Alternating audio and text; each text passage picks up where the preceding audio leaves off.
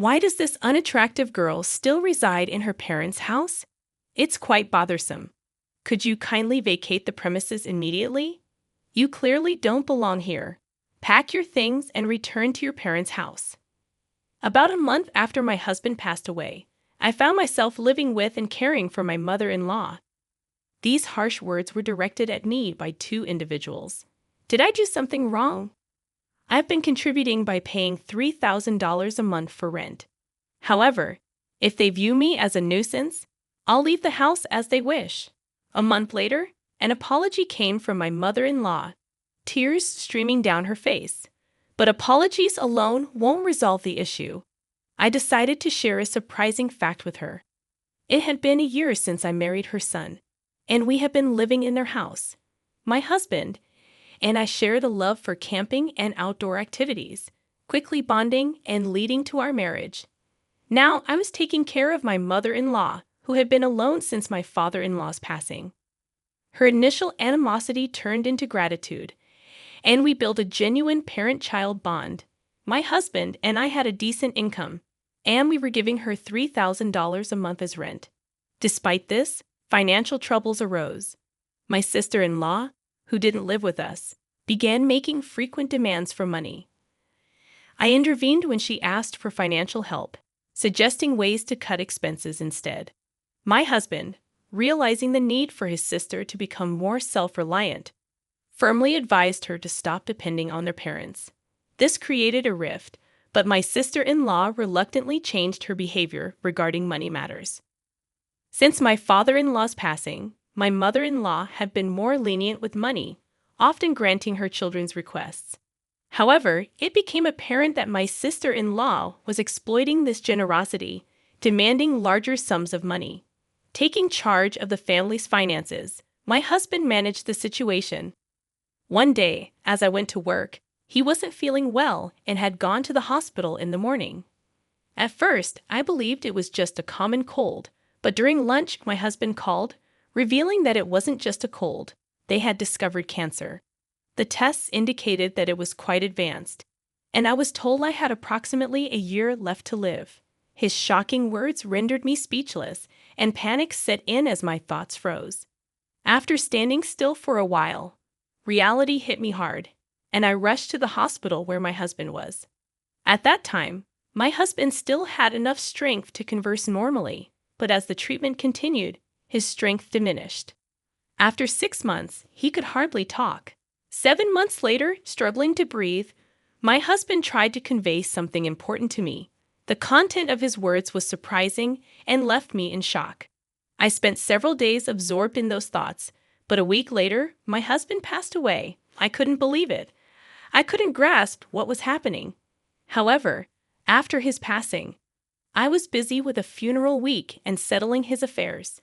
Days passed, and just when I thought I could finally start coming to terms with my husband's death, an unexpected incident occurred. I have something to talk about. Is now a good time? My sister-in-law asked. Of course. What would you like to talk about? How much did you hear from my brother? Actually, I heard that a spot opened up in a very popular nursing home that's hard to get into. Why don't we consider admitting Mom there? My brother is no longer here, and taking care of that old lady must be a hassle for you, right? My sister-in-law's smirk about this topic made my heart clench. To bring up such a topic right after my husband's death, but looking into her eyes, I could tell she was serious. This house is too big for just that old woman. Don't you think it's a waste if my family and I live here? You can live alone without any worries. I think it's the best choice for everyone. While my sister-in-law didn't say it explicitly, her remarks gave the impression that she had been eagerly awaiting my husband's death. The way she trivialized my husband's death and her disdainful attitude towards my mother-in-law, I couldn't tolerate it anymore. I appreciate your suggestion, but I have no intention of doing such a thing. I plan to continue living with my mother-in-law, taking my husband's place. When I firmly declined, my sister-in-law left the house in a bad mood. Originally, it seemed she viewed my mother-in-law as a convenient source of money, so her attitude was not surprising. However, I was honestly shocked by her blatant actions. Nonetheless, I had no intention of letting my sister-in-law have her way, nor did I plan to put my mother-in-law in a nursing home. But an event a week later shook my resolve. Upon returning from work, I found my mother-in-law glaring at me angrily, and my sister-in-law smirking beside her. "I'm disappointed in you. I want you to leave this house.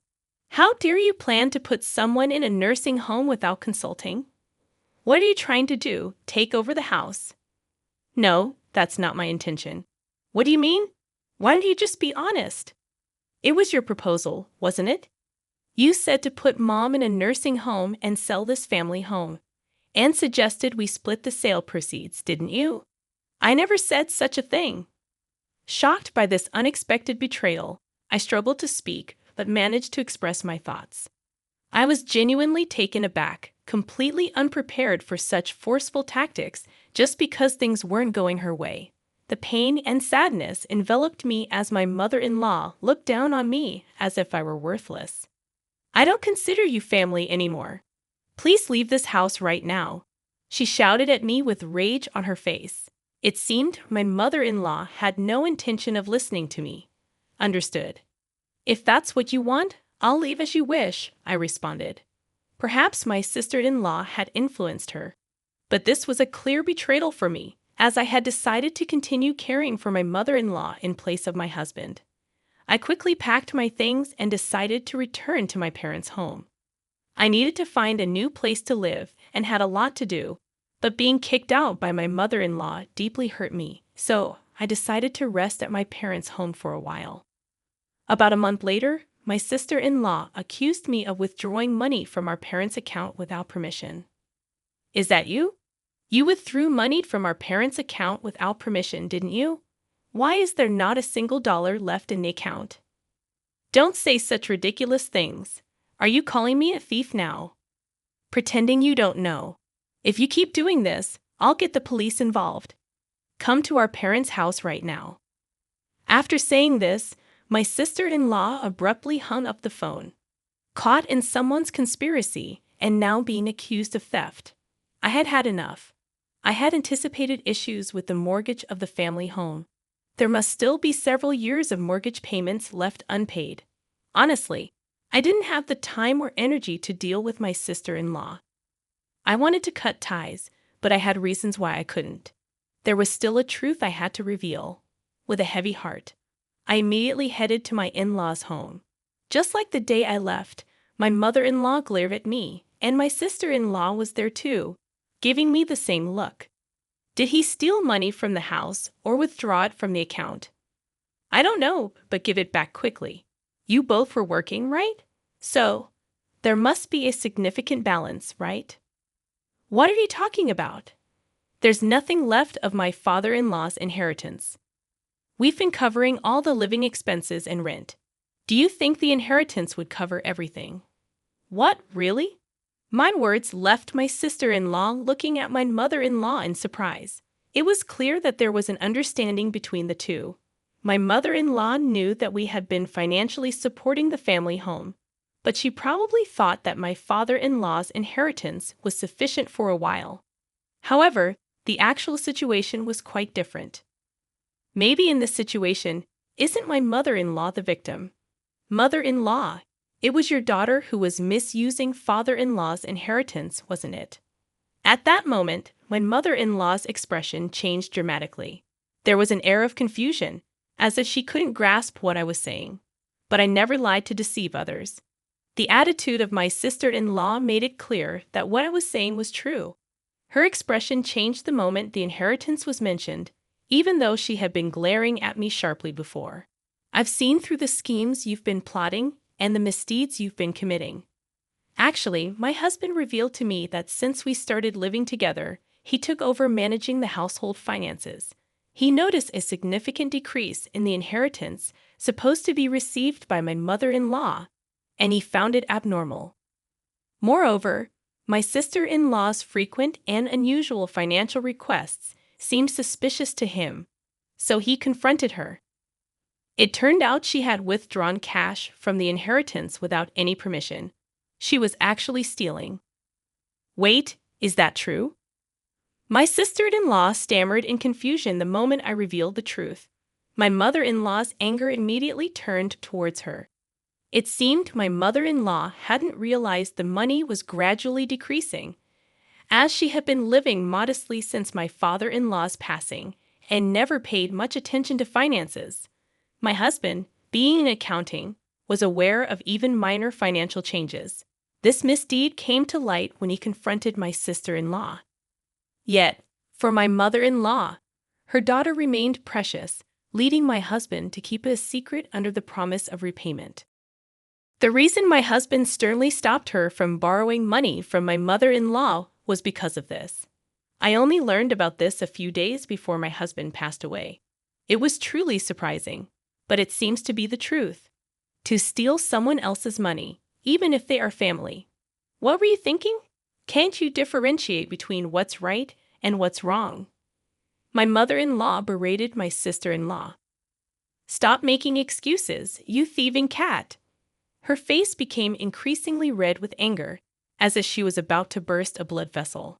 Although not someone who clung to money, she had a strict moral compass, especially harsh on acts of malice and betrayal. Her decision to disown me, seeing my act of sending her to a nursing home as a betrayal, was also based on these values.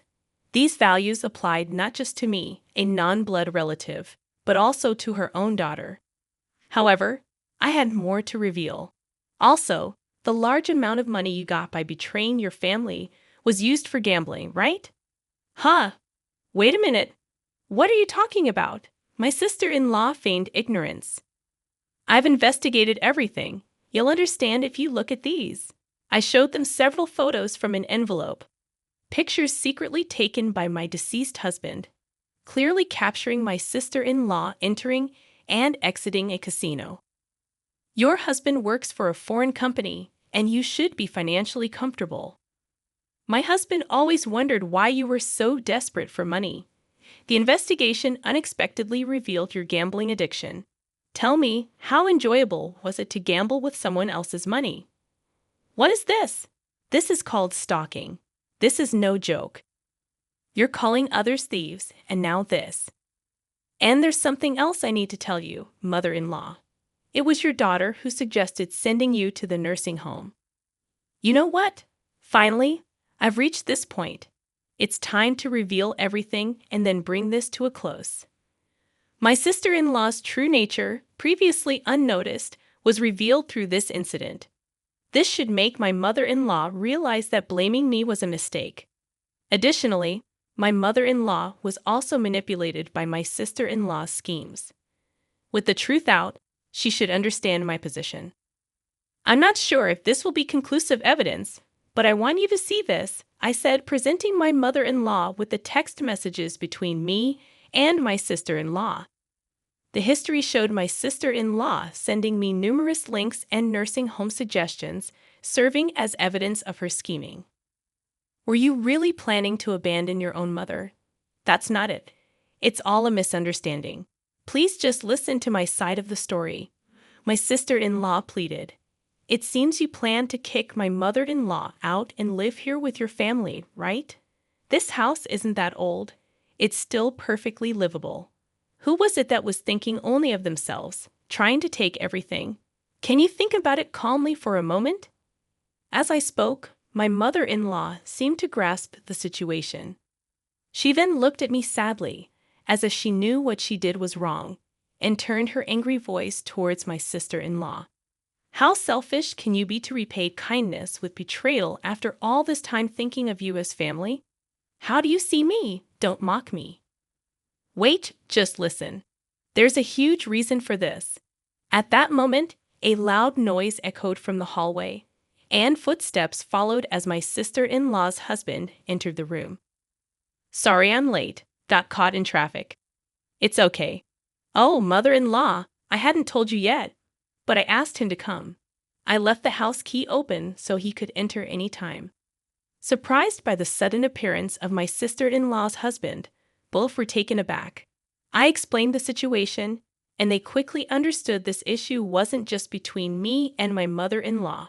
It also affected my sister-in-law's husband. My sister-in-law's husband could easily access his salary and savings, raising further suspicions as she had been embezzling my mother-in-law's money. I had spoken to him in advance and arranged for him to hear the conversation via phone. I've been listening from the start. Enough with the excuses. Just admit your mistakes already. That's despicable. But what you've done is a serious crime. I was shocked when I checked the bank account earlier. It was a big mistake to let you manage our finances. The atmosphere froze in an eerie silence due to the incredible anger of my sister-in-law's husband. Having said all I wanted to say, I decided not to intervene further and just silently watched my sister-in-law's husband lecture her. His reprimands were so intense that it made me tremble just watching, but I didn't feel bad for her at all. I only thought about ensuring she repays the money, and that she shouldn't assume this would be the end of it. The lecturing continued for a while, and eventually, she knelt down to apologize to both me and my mother-in-law before leaving. According to my sister-in-law's husband, he had left the management of their household finances entirely to her, thinking they were saving and increasing their savings by cutting back on expenses. However, it turned out she was gambling away all the money saved. As her gambling intensified, she eventually incurred debts on her credit cards and began stealing money from my mother-in-law to pay it off. The total amount she owes from various sources is now more than what she has stolen from her husband and mother-in-law. Her husband, upon learning about this, decided to divorce her but plans to make her work to repay the full amount for the money she stole and the child support she misused. Until then, he had no intention of divorcing her and was constantly monitoring her behavior, hoping for her to change herself. It seems tough days are ahead for my sister-in-law. Later, my mother-in-law apologized to me for the misunderstanding, and we still meet for tea about once a month. Now that my husband has passed away, I want to maintain a good relationship with her, the mother who gave birth to him, and support her to the end.